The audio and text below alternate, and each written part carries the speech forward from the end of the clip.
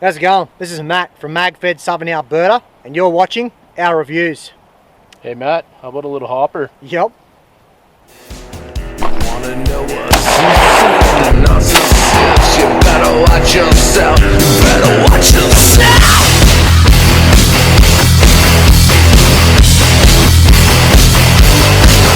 Yeah!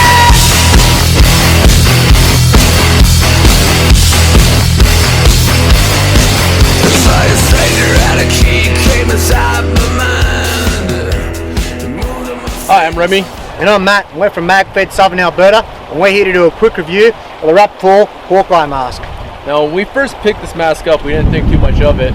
It's about a third of the price of a regular mask like I4 or Profit, but it turns out it's quite a good little mask. It's really flexible here, allowing for a good cheek weld and giving you a good sight picture on your marker. Yeah, first thing I noticed when I put this mask on was the outstanding field of view it's got.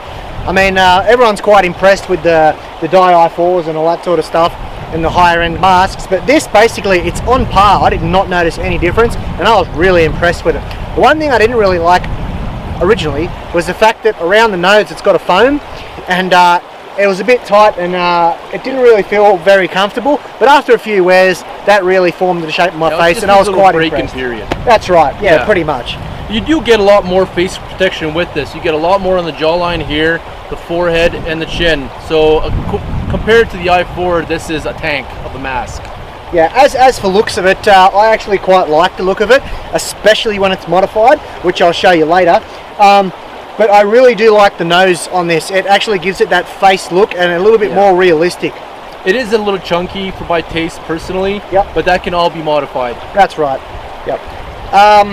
As for fog, we wore this thing out in the rain at Brad Creek one time. That blew us away. Bucketing down rain, and it was humid as well. Very humid, very humid. Not one bit of fog whatsoever, and I was really impressed. The lens stayed cleared. It was straight out of the box. And that's the basic lens too. That's the bottom of the range lens in it. As for lenses, while I'm on it, I believe RAP4 does sell a smoke lens and a yellow one. We're just running the clear one for now, just for testing. We were quite happy with it. We wouldn't mind trying the smoke or the yellow one in the future there. But I will bring up strappage on this mask. Yeah, there's a little too much of that here. I'll let you demonstrate this. Yeah, basically there's a chin strap that originally goes on this mask, which I'm not a huge fan of chin straps anyway, but it's obviously been removed on this mask, which is kind of explanatory why, and we didn't like it. The other thing we really didn't like was there's a strap that goes over the top of the head here, and basically what we did with that is we just pulled it off and just got rid of it. It's ridiculous. You don't need it. The only strap you need on this mask really is this back strap, and that's enough to hold it on. In terms of modding this mask, I'm going to pull you aside now and have a quick chat with you about how you can modify these masks and how it improves it. Yeah, just one more thing. You can buy these masks at RAP4 Canada.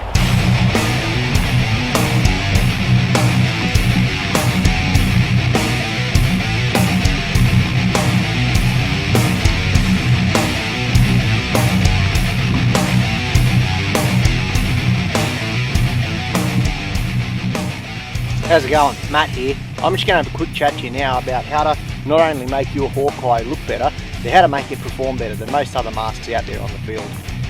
MagFed Southern Alberta needs to advise you that this mod will require you to cut into the original parts of the mask. This means you will be accepting all liability of any bodily injury that may occur by the modification of this mask that would have covered the original parts of your body. The Howard Light Hawkeye mod was originally designed and worn by Patrick at Operation M5 in 2014 in order to simulate his gear while conducting live fire training. Not only does the Howard Light Hawkeye mask look way better than the original Hawkeye, but on the field it outperforms most players' setups in just about every way I can think of. A few to begin there is the cheek weld is improved due to a way more flexible jawline on the mask. Glare and sun is blocked with the visor just the way a baseball cap would, but the most significant part of this mod is the ear pro. Any sounds you would experience in-game under a certain decibel are amplified, giving you an advantage over other players.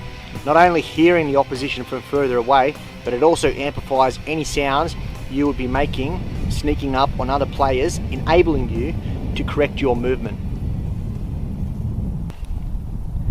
Howard Light Impact Sports also supplies an audio in jack, so you can plug any sort of communications device directly into the headset there.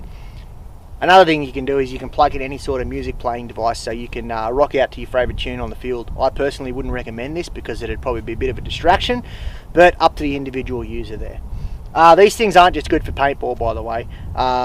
Excellent set of ear pro for any sort of live fire drill like that, and they only retail about 60 bucks.